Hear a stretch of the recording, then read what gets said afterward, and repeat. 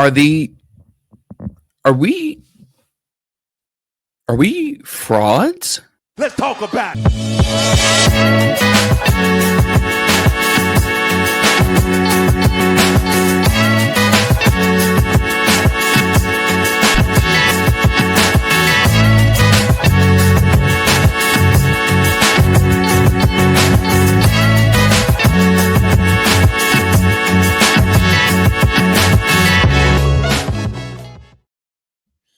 What's going on, guys? John Knapp back at it again from the Burgundy Breakdown, bringing you the latest and greatest in all Washington Commanders news. And we know why I'm here.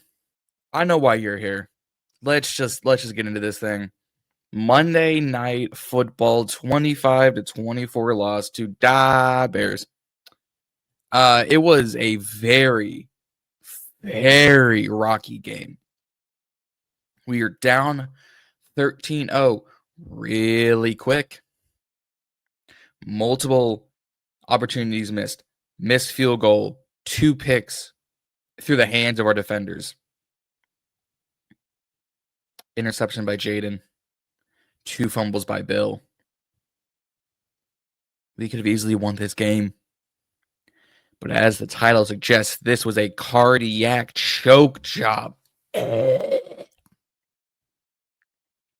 I didn't realize we were participating, submitting a video for an AVN award the way we were doing this choke. This game is an unacceptable loss across all 3 phases of the game. Offense, defense, special teams. Offensively, could not get the ball rolling out the gates. Interception by Jaden to kick things off. We can't necessarily blame him because every quarterback throws this late release ball interception, the defender jumps in front of Debo kind of thing. Fumble by Bill. A fumble by them really late on the last drive for us. We were getting down that field looking to score at least a field goal to make this a little bit of a bigger lead, and then a Bill fumble. 2 fumbles by Bill. The pick by Jaden.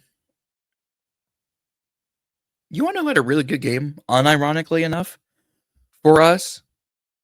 Chris Moore. We said, how dare you? Because all intents and purposes, he got called up with Ja'Cory Brooks. So I said, oh yes, we'll see some Ja'Cory Brooks action. No, I could not find him. Jaden goes for 19 of 26 for 211 yards, 3 touchdowns, 1 interception, took 3 sacks. QBR of 69.6 and a passer rating of 119.2. On paper, he had a really good game. On the ground, Bill, 17 carries, 61 yards, 3.6 average. Jaden, 10 for 52. Jalen Lane, 1 for 7. McNichols, 2 for 5. We had 124 yards on the ground. About 103, 113 between Jaden and Ja'Cory. But it was not enough. Receiving-wise, Chris Moore led the team. 3 receptions, 46 yards, and a touchdown on that long 22-yard touchdown. Zach Ertz, 6 for 43 and a touchdown. Jalen Lane, 1 for 37. Luke McCaffrey, 1 for 33 and a touchdown because he was wide open. McNichols, 3 for 30. Debo, 4 for 15. And Bill, 1 for 7. But these fumbles, these turnovers, like I said, the pick, the fumbles, absolute insanity. Again, I talked about Chris Moore. I said Chris Moore, and he had that really, really crucial. He was the first down of the night. It was like 2nd and 20, didn't matter. Touchdown by Chris Moore. We go down, but I touchdown to Chris Moore, and it was a good play by Chris Moore too. It was actually a really good play by Chris Moore. I'm gonna pull the slow-mo shot. Hopefully, this will let me. Just bear with me, folks.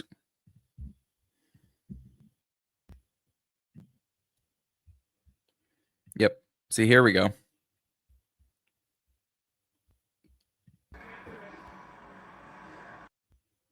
Turns his body, gets that shin, knee, foot, and hand down to get our first touchdown on the board for Chris Moore. Why, for whatever reason, when we need big plays, somehow Chris Moore decides that he is the one to show up for us. And I don't know why my StreamYard is acting up. But anywho, why is it that Chris Moore decided to show up today for work? It doesn't make any sense.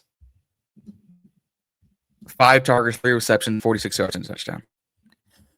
Could not get anything else going really until second half, which is what we always do. 17 points in the second half, 10 in the third, 7 in the fourth, but it was not enough. Was not enough. Defense. Defense was where we really struggled for big portions of the game. We had 3 sacks on the day. Frankie Louvu had a sack, Jeremy Reeves had a sack, and then Vaughn and Armstrong both with half a sack. Didn't matter. Did not matter. Defense was getting sliced in big, crucial pieces of the game. We came into this game as the number 1 rushing offense and one of the best rushing defenses. Couldn't find us.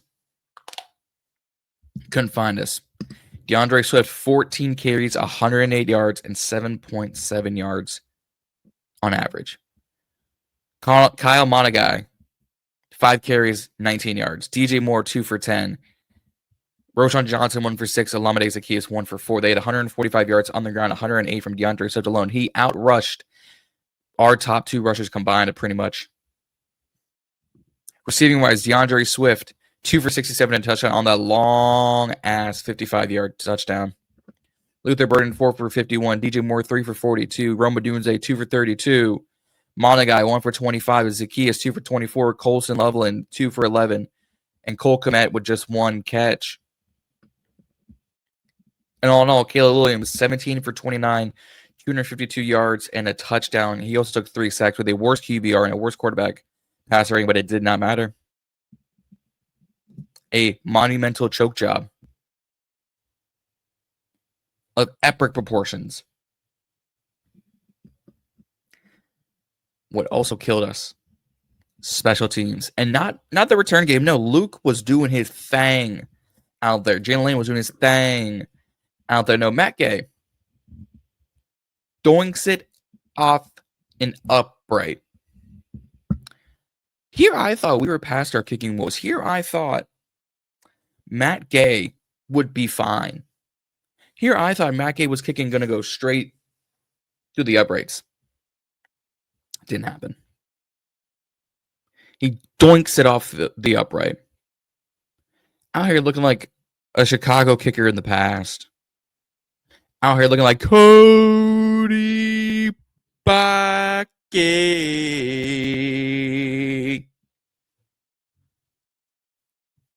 We needed Matt Gay to perform tonight, and he did not. And as soon as I saw Matt Gay go for that long kick, and I saw the ball trajectory kind of go off to the side, I went, damn it! Didn't make any sense. This game had me killing me with this. Because it was such a close game. We could have won by so much. We were down 13-0 very quickly. And I'm... Boy, that escalated quickly.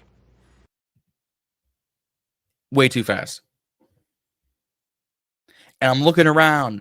I'm texting people in group chats. I'm on Twitter, live posting about this game. And I look around like Jacksonville, Jalen Ramsey, like You tell me. You tell me why this league got taken out so far. And we slowly come back. And they score. We're scratching and clawing our way back. And it did not matter. Didn't matter. A cardiac choke job. A fourth quarter collapse. Because in all intents and purposes, without that Bill fumble on the last drive, we easily kick this field goal. Makes it 27-22. They would need a touchdown. Well, the way they were driving, it was not going to be hard to do. We can have 3-3. We go into week 7 against Dallas, 3-3. Sam Cosmi might be back next week. Offensive line still looks pretty good. Terry, I don't know if he comes back. But we need help. We just signed Drake Jackson, the former 49er, to the active roster at the edge position, considering JJB and Dietrich Wise are all injured. Preston Smith is pretty much just a non-factor. You can't really find Von Miller except on crucial downs. So we have a new edge rusher in the building. It's not going to matter. It's not going to matter when safeties are getting tackled, them getting themselves thrown off tackles. Doesn't matter when Mikey and Marshawn are still leaving gaps wide open. Primarily, it was a bad Mikey night. Amos looked pretty good. Marshawn looked pretty good. Mikey's getting exposed somehow. I don't know if we got to trade for a corner, sign a corner, elevate a corner. I don't know what we got to do. Because every single time, I think the secondary is going to look good. The secondary is going to stop a pass. The secondary is going to make a really good play. No way. I don't think so, pal. That's not how this works. It's not how this works. They let us down once again. On paper, we didn't look terribly. On the field, on the eye test, we look like frauds. We look like frauds. I don't know what we got to do. Because you can't even blame Joe Witt for most of this. We could last week. Can't blame Joe for this. We can't blame him for 3 turnovers. We can't blame him for a missed field goal. We can't blame him for dropped interceptions from Luvu and Mikey. Dallas is a really beatable team. The Panthers just beat them rushing the ball.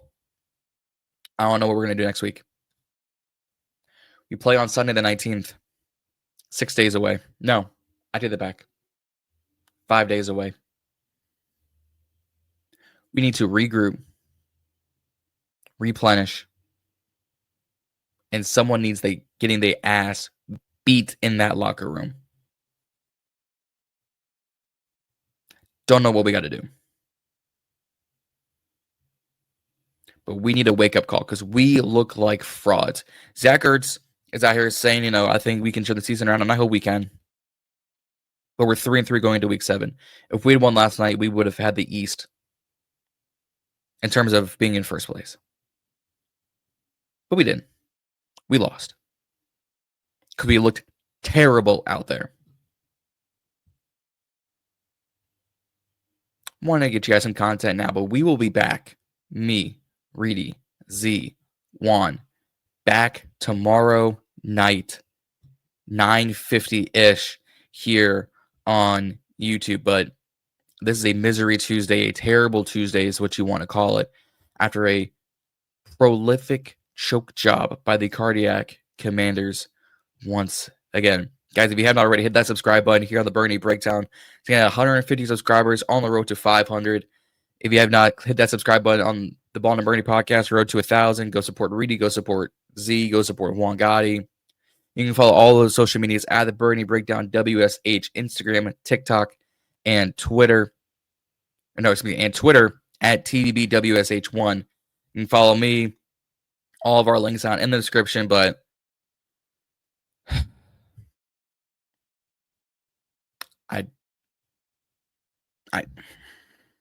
Cam, tell them how am I feeling right now.